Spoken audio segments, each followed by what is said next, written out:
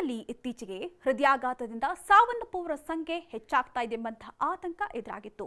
ವಿಶೇಷವಾಗಿ ಹಾಸನ ಜಿಲ್ಲೆಯಲ್ಲೇ ಹೃದಯಾಘಾತದಿಂದ ಹೆಚ್ಚಿನ ಜನರು ಸಾವನ್ನಪ್ಪುತ್ತಿದ್ದಾರೆ ಎಂಬುದು ದೊಡ್ಡ ಸುದ್ದಿಯಾಗಿತ್ತು.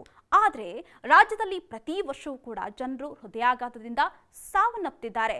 ಕಳೆದ 3 ವರ್ಷಗಳಲ್ಲಿ ಬರೋಬ್ಬರಿ 1,000 ಜನರು ಹೃದಯಾಘಾತದಿಂದ ಸಾವನ್ನಪ್ಪಿದ್ದಾರೆ ಎಂಬಂತಹ ಆಘಾತಕಾರಿ ಮಾಹಿತಿಯನ್ನ ರಾಜ್ಯ ಸರ್ಕಾರವೇ ರಾಜ್ಯ ವಿಧಾನ ಪರಿಷತ್ಗೆ ನೀಡಿದ್ದು, ಸಾವನ್ನಪ್ಪಿದವರೆಲ್ಲರೂ ಕೂಡ ತೃತೀಯ ಹಂತದ ಆಸ್ಪತ್ರೆಗಳಲ್ಲಿ ಚಿಕಿತ್ಸೆಯನ್ನು ಪಡೆಯುವಾಗ ಮತ್ತು ಹೃದಯಾಘಾತದ ಚಿಕಿತ್ಸೆ ಫಲಕಾರಿಯಾಗದೆ ಆಸ್ಪತ್ರೆಯಲ್ಲಿಯೇ ಸಾವನ್ನಪ್ಪಿರುವವರೇ ಹೆಚ್ಚಿನವರು ಇದ್ದಾರಂತೆ.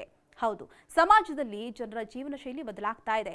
ಇದರಿಂದ ಹೃದಯಾಘಾತದ ಕೇಸ್ಗಳು ಹೆಚ್ಚಾಗ್ತಾ ಇವೆ ಅಂತ ಹೇಳಿ ರಾಜ್ಯ ಸರ್ಕಾರ ಆತಂಕವನ್ನು ವ್ಯಕ್ತಪಡಿಸಿದೆ. ಅಲ್ಲದೆ ಜಯದೇವ ಹೃದ್ರೋಗ ವಿಜ್ಞಾನ ಮತ್ತು ಸಂಶೋಧನಾ ಸಂಸ್ಥೆಯಲ್ಲಿ ಕಳೆದ 3 ವರ್ಷಗಳಲ್ಲಿ ಹೃದಯಾಘಾತದಿಂದ 61,299 ಮಂದಿ ದಾಖಲಾಗಿದ್ದಾರೆ. ಇದರಲ್ಲಿ 45 ವರ್ಷಕ್ಕಿಂತ ಕಡಿಮೆ ವಯಸ್ಸಿನವರು ಹಠಾತ್ ಹೃದಯಾಘಾತದಿಂದ ಮೃತಪಟ್ಟವರ ಸಂಖ್ಯೆ 472 ಆಗಿದೆಯಂತೆ. ಇನ್ನು ರಾಜ್ಯದಲ್ಲಿ ಹೃದಯಾಘಾತ ಪ್ರಕರಣಗಳ ಸಂಖ್ಯೆ ಹೆಚ್ಚಳವಾಗಿಲ್ಲ. ಆದರೆ ಕೊರೋನಾ ನಂತರ ಹೃದಯಾಘಾತದ ಭೀತಿಯಿಂದ ಆಸ್ಪತ್ರೆಗೆ ದಾಖಲಾಗುವವರ ಸಂಖ್ಯೆಯಲ್ಲಿ ಹೆಚ್ಚಳವಾಗಿದೆಯಂತೆ. ಇನ್ನು ಸಮಾಜದಲ್ಲಿ ಜನರ ಜೀವನ ಶೈಲಿ ಭಾರಿ ಬದಲಾವಣೆ ಆಗ್ತಾ ಇದೆ. ಜೊತೆಗೆ ಆಹಾರ ಕ್ರಮದಲ್ಲೂ ಕೂಡ ಭಾರಿ ಬದಲಾವಣೆ ಆಗ್ತಾ ಇದ್ದು, ಈ ಕಾರಣದಿಂದಾಗಿ ಹೃದಯಾಘಾತ ಪ್ರಕರಣಗಳು ಹೆಚ್ಚಾಗಿವೆಯಂತೆ.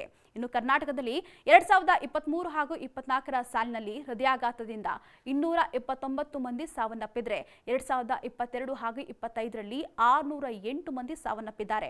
ಇನ್ನು 2025 ಹಾಗೂ 26ರ ಈ ಪ್ರಸಕ್ತ ಸಾಲಿನಲ್ಲಿ ಇದುವರೆಗೂ ಕೂಡ 167 ಮಂದಿ ಸಾವನ್ನಪ್ಪಿದ್ದಾರಂತೆ.